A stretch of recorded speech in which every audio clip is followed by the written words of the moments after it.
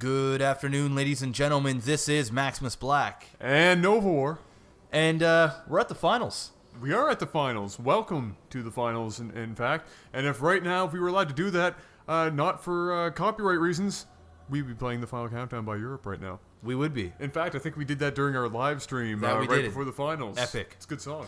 So, yeah, we are in the finals of LAGTV's second tournament number 2. And this is a gold-platinum tournament. Both of these players are platinum players. Obviously, the platinum players kind of got to the... although some golds make it really far. Made it extremely far. Yeah. Yeah, so we have Zdra and we have DurtyKeyLime. And both players are pretty damn good.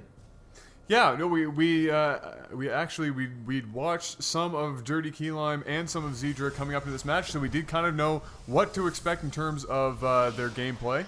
And both of these players are pretty good. I would say neither of them are overly aggressive in the early game. They like to go a little bit late sometimes, but maybe we will see a bit of a good timing push in this match. Of course, we are on Metalopolis. This was the match that we started all of the best of 3, or in this case, best of 5 series on. And yeah, it is definitely, I've said it before, one of my favorite maps. It does prove to be very balanced and gives lots of options for kind of unorthodox play.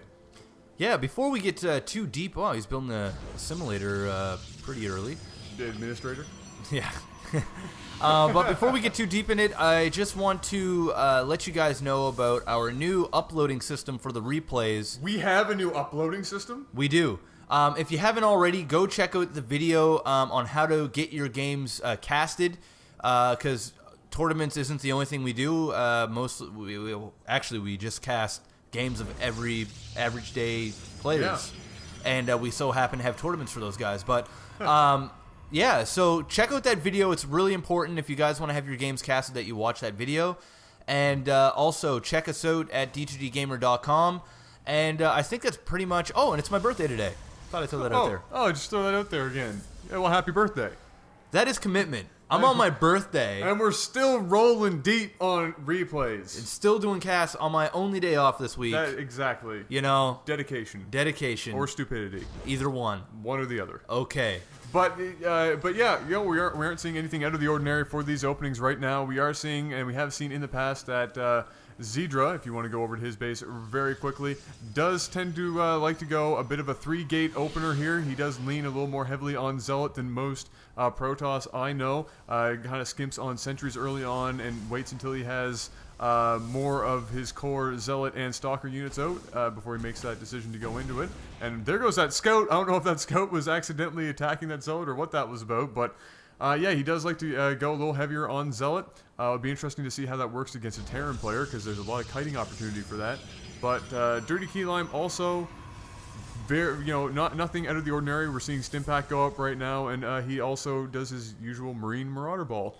Yeah, you know what? That SCV actually gave him pretty good information there. Yeah, he had him in there for a while. Yeah, he had him there for a long time, and I think that's the reason why he's getting stimmed so quickly, is because,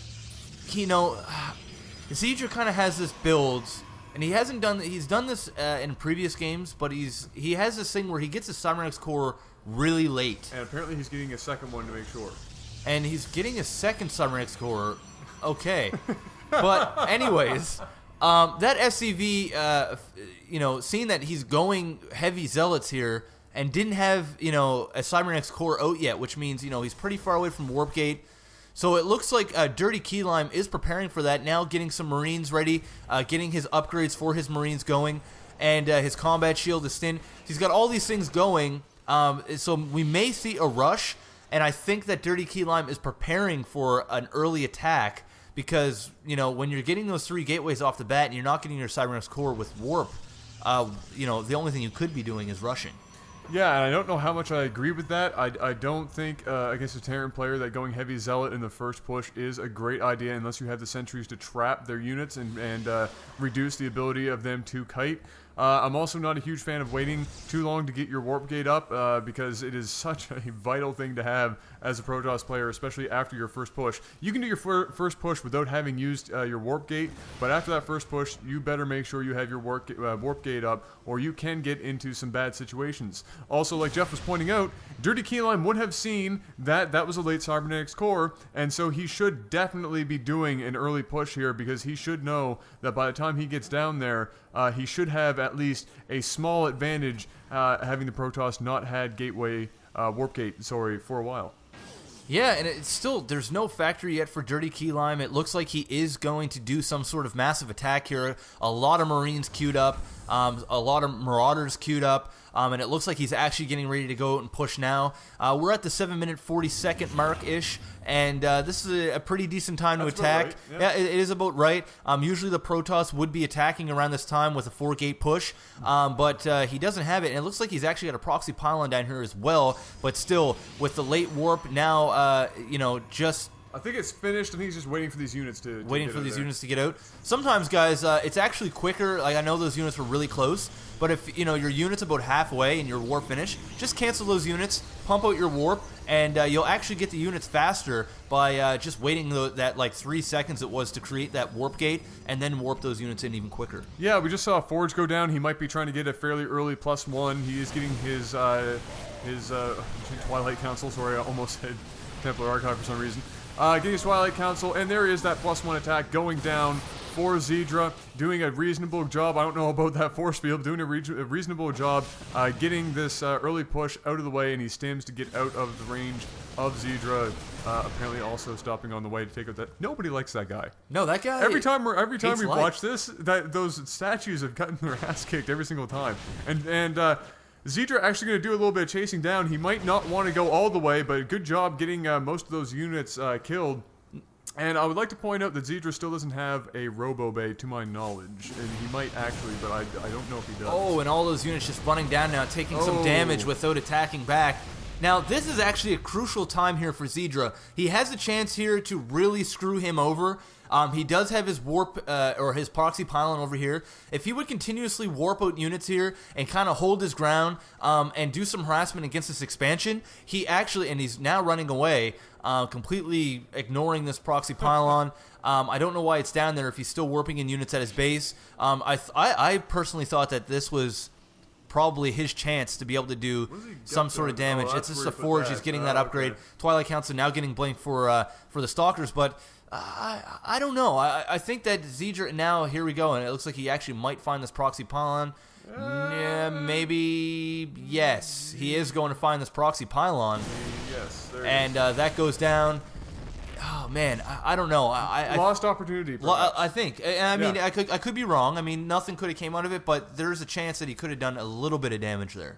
Yeah, no, I totally agree. I think something that I would like to point out, like I did just a couple seconds ago, is still, he's just getting his Robo now.